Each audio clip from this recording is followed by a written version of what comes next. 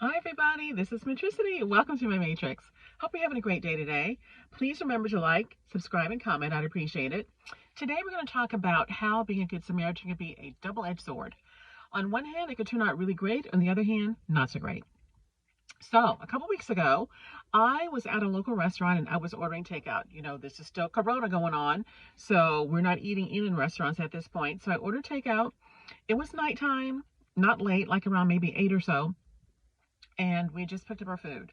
And so we were on our way home, and we were driving through a part of the lot where, leaving the restaurant, there were cars, and then suddenly there weren't any cars because the rest of the place was a strip mall, and everything was pretty much closed. So it was kind of deserted. There were no cars really over there except for one. It was a dark colored sedan, and I noticed as we drove by that the door was open, which was odd because why would the door be open in this part of the lot where nobody was located? So as we drove by, I looked at the car and noticed that there was a woman inside the car in the driver's seat, and she looked like she was kind of laid out, kind of passed out, not moving at all. I thought, something's not quite right here. Is she sick? Does she need help? So then I circled around the lot again and came back around, and I said, you know what? I think she needs some help. I said, I don't know what's going on. I don't want to get too close because one, it was the deserted part of the lot, and who knows if this wasn't kind of like a setup for a robbery or anything on me. So I didn't want to take that chance. So what I did was that I decided to call 911 because the other thing I noticed when I drove by was that there seemed to be like a pool of, throw up by the driver's side door, but she was out cold, not moving in the driver's side seat, and I didn't know if she was hurt. Was she having a medical emergency? What? So I called 911 and I explained to them the situation as far as and where I was, and they said they would send an ambulance, which is what they did. So they sent an ambulance. We had to wait, of course, until the ambulance got there because we had to flag them down. And when the ambulance pulled into the lot, they pulled into the opposite side of where we were. So they literally had to go around the building and come back to where we were, and we flagged them down and pointed out her car. And I don't know the end result, but I just know that if I were somewhere in a public place and I was passed out or collapsed somewhere, I'd want someone to call help for me. So I didn't know if she was having a medical emergency, if she was intoxicated, drug problem. The opiate thing is big here in this town. But anyway, she needed help one way or the other. And they came and they got her the help she needed. And we didn't stay. Once I saw the EMS people get out of the EMS and go to where the car and start trying to wake her up, then I left. So I done what I was supposed to do as far as helping someone who may be in need. Now, and throughout my years, I have tried to help people, off and on when I see fit, but normally, and I kind of have stopped that. And what happened the other night with this woman was something that I normally would not do, but it seemed safe to kind of stop and help her out because there was nobody else around. And I could stay in my car and stay far away from her and not get close and still call help and I'd be safe, and then someone would be on her way to help her.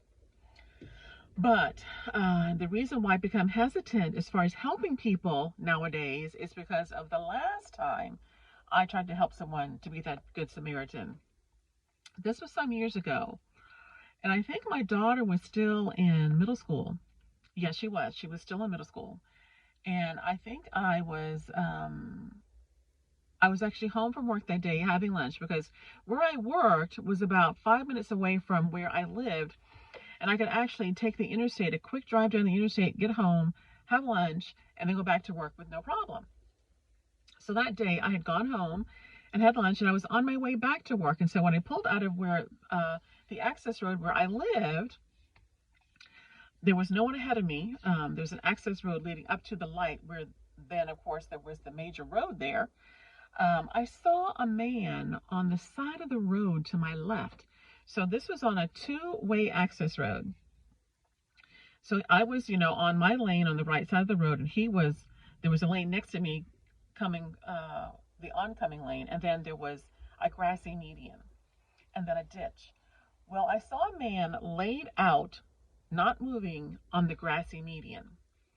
And I thought, oh my God, what's wrong with him? He might need some help. So then I decided, well, gosh, no one else is around. What can I do? I need to see if he's okay. So I pull over onto the shoulder of the road and leave my flashes on, and the car was running. I put it in park with the flashes on because I was just going to see if he was okay and then call 911.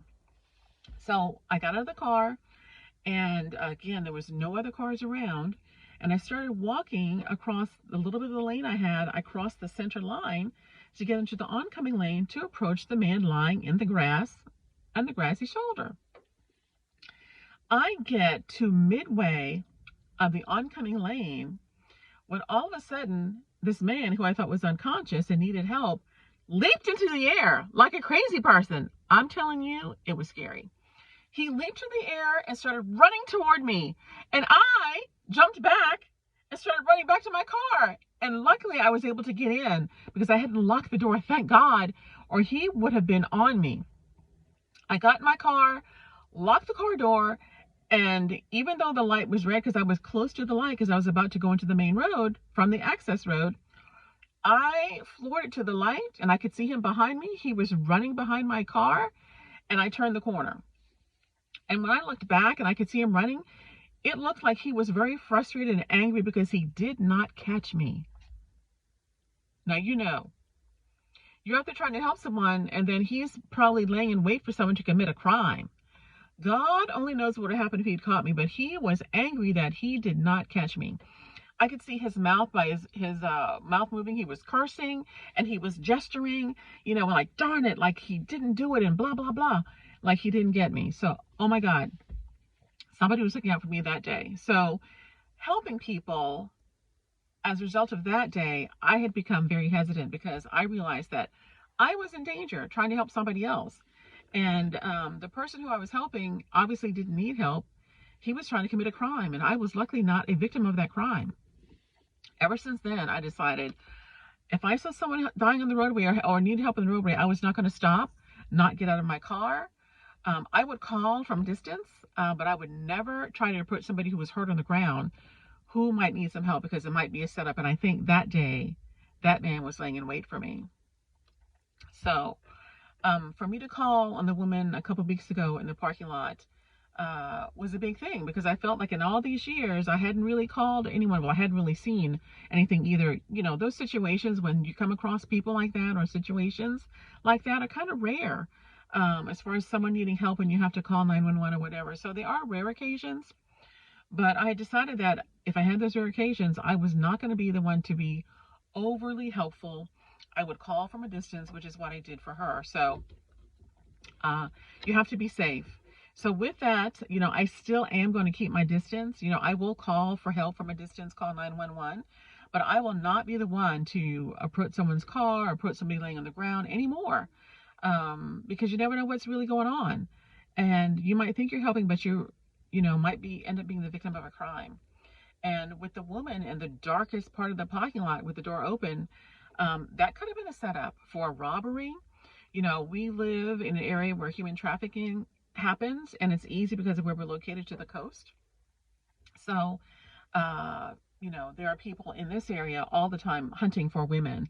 And I see posts about that often on different pages on Facebook and groups that I'm a part of where somebody was almost kidnapped in your local store, so there are traffickers around here. And they could be, using other women to set up other women to traffic them. So I did not want to fall victim to that. So I stayed in my car, kept a distance away, and I did call 911. So, it's a toss-up. The good thing to do as a good person, we are supposed to stop and help someone. And, years ago, I used to just go right up to people and it's like, oh, you need some help, let me help you. Not anymore, because you never know what's really going on. Anyway, that is the double-edged sword of being a good Samaritan. You want to help someone, but you got to be careful when you do it because today's times are very different. And that's my little talk for today, everybody. Thanks for listening to my TED Talk. Have a great day. Talk to you soon. Bye.